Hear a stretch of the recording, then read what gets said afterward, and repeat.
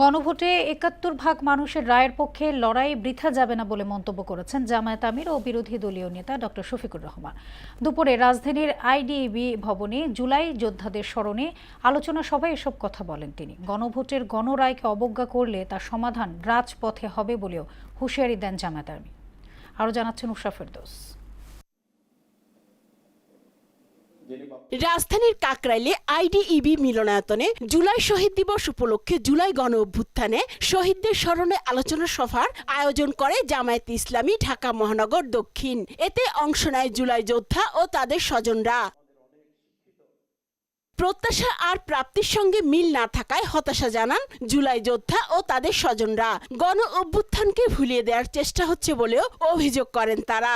আমরা জেনেছিলাম, বুঝেছিলাম, যদি আমরা এখান থেকে কোনো মতে পিছু হটি আমরা বাঁচবো না।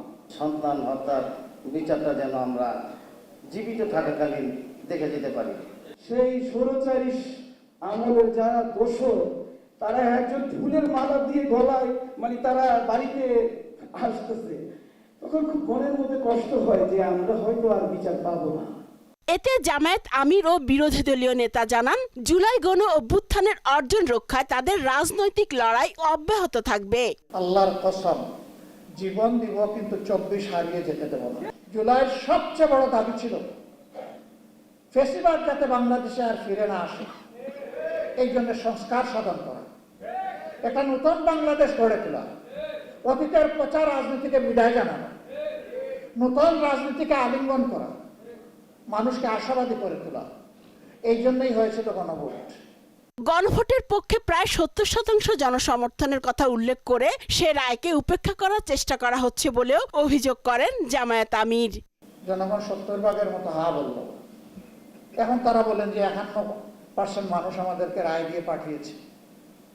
আমরা এটা মানবো না, কারণ আমরা সংখ্যাগরিষ্ঠ। 51 বড় না 70 বড়। আপনাদের দাবি যদি মেনেও নেই, কিভাবে ভোট পেয়েছেন সে বিতর্ক থেকে গেল ইতিহাসে। পাইছেন কি পান নাই, হিসাব কিভাবে মিলাইছেন জনগণ জানে। 3.5 ঘন্টা ব্ল্যাক আউট করে কি করা হয়েছে জনগণ বুঝে, এর জন্য রাজসাক্ষীও পাওয়া গেছে। উষা ফেরদৌস, মোহনা সংবাদ, ঢাকা।